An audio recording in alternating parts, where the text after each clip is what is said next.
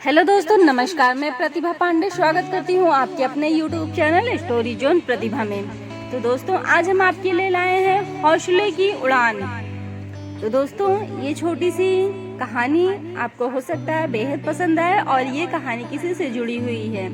तो आइए शुरू करते हैं हौसले की उड़ान। कलेक्टर मैडम, आप मेकअप क्यों नहीं करती? मालप्पुरम की जिला कलेक्टर सुश्री रानी सोयामोई कॉलेज के छात्रों से बातचीत करती है।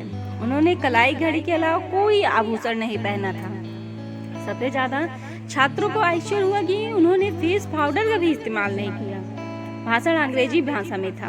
उन्होंने केवल 1 या 2 मिनट ही बोला, लेकिन उनके शब्द दृढ़ संकल्प से भरे थे। फिर बच्चों ने कलेक्टर से कुछ सवाल पूछे। प्रश्न, आपका नाम क्या है? मेरा नाम रानी है सोयामोई मेरा पारिवारिक नाम है। मैं झारखंड की मूल निवासी हूँ। और कुछ पूछना है? दर्शकों में से एक दुबली पतली लड़की खड़ी हुई। पूछो बच्चों, मैडम आप मेकअप क्यों नहीं करती? कलेक्टर का चेहरा अचानक पीला पड़ गया। उनके पतले माथे पे पसीना आ गया। अचानक चेहरे की मुस्कान काफी फीकी पड़ गई। दर्शक अचानक चुप हो गए।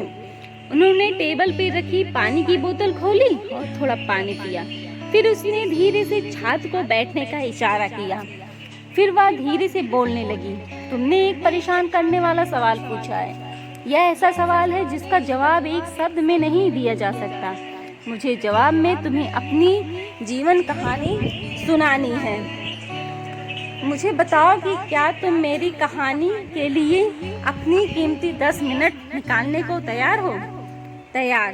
मेरा जन्म झारखंड के एक आदिवासी इलाके में हुआ था। कलेक्टर ने रुककर दर्शकों की ओर देखा। मेरा जन्म कोडरमा जिले के आदिवासी इलाके में एक छोटी सी झोपड़ी में हुआ था, जो मीका खादानों से भरा हुआ था। मेरे पिता और माता खनिक थे। मेरे 2 बड़े भाई और एक छोटी बहन थी। हम एक छोटी सी झोपड़ी में रहते थे, जिसमें बारिश होने पर पानी टपकता था। और मेरे माता पिता कम वेतन पर खादानों में काम करते थे, क्योंकि उन्हें कोई काम नहीं मिल पाता था। यह बहुत गंदा काम था।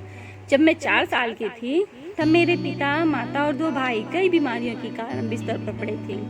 उस समय उन्हें यह नहीं पता था कि यह बीमारी खादानों में मौजूद घातक मीका धूल को अंदर लेने से होती है। और जब मैं 5 साल की थी, मेरे भाई बीमारी से मर गए और एक छोटी सी आह भरकर कलेक्टर ने बोलना बंद कर दिया और अपने रुमाल से अपनी आंखें पोंछ ली।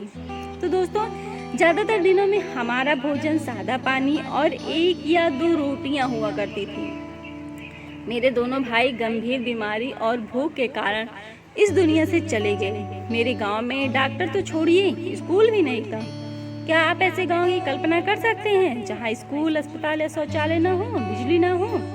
एक दिन मेरे पिता ने मेरा भूखा चमड़ी और हड्डियों से लथपथ हाथ पकड़ा और मुझे टिन की चादरों से ढकी एक बड़ी खदान में ले गए। यह एक अब्रक की खदान थी, जिसने समय के साथ बदनामी हासिल कर ली थी। एक पुरानी खदान थी जिसे खोदा गया, जो अंतहीन रूप से पाताल में फैली हुई थी। मेरा काम नीचे की छोटी छोटी गुफाओं में रेंगना और अभ्रक अयस्क इकट्ठा करना था।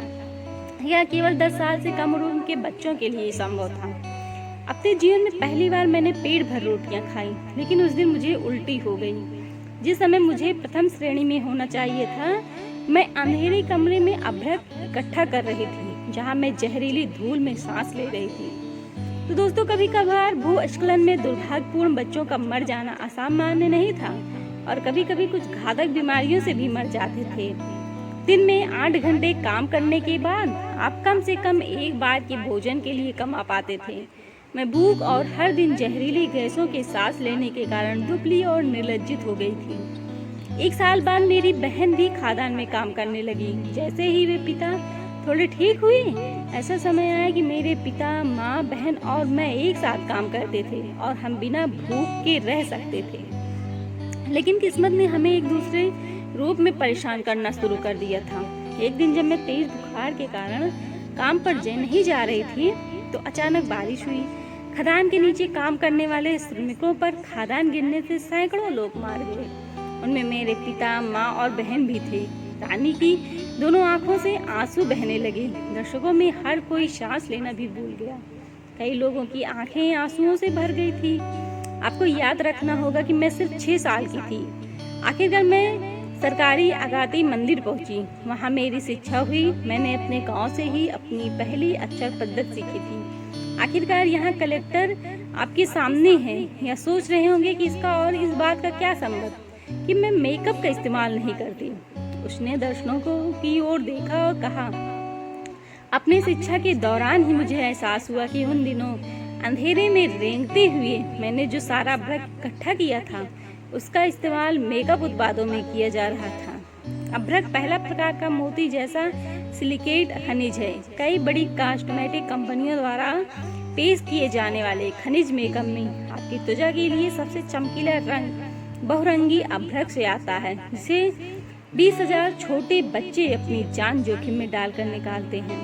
गुलाब की कोमलता, उनके जले हुए सपनों, उनके बिखरते जीवन और चट्टानों के बीच कुचले गए उनके मांस और खून के साथ आपके गालों पर फैलती हैं। खदानों से बच्चे के हाथों से उठाए गए लाखों डॉलर के अभ्रक का इस्तेमाल आज भी किया जाता है हमारी सुंदरता को बढ़ाने के लिए। अब आप ही बताइए, मैं अपने चेहरे पर मेकअप कैसे लगाऊं? मैं अपने भाइयों की याद में पेट भरकर कैसे खाऊं जो भूख से मर गए? मैं अपनी माँ की याद में महंगे रेशमी कपड़े कैसे पहनूं जिन्होंने कभी फटे कपड़े के बारे में सपने भी नहीं सोचा था? जब रानी चली गई तो पूरा दर्शक अनजाने में ही खड़ा हो गया। उनके होंठों पे हल्की सी मुस्कान थी, आंखों में आंसू पोंछे बिना उनका सिर ऊंचा था। झारखंड में अभी भी उच्चतम गुणवत्ता वाला अभ्रक खनन किया जाता है। 20,000 से अधिक छोटे बच्चे स्कूल जाने के बिना वहाँ काम करते हैं, फिर मर जाते हैं, कुछ भूस्खलन में और कुछ बीमारी से। कई साल बाद वह महिला कलेक्टर भारत गणराज्य की पहली नागरिक बनी। महामहिम द्रौपदी मुर्मू भारत गणराज्य की राष्ट्रपति। तो दोस्तों, आपको हमारी जानकारी कैसी लगी, या सोचिए किसी के बारे में एक सच्ची कहानी कैसी लगी, और कमेंट में जरूर बताइएगा।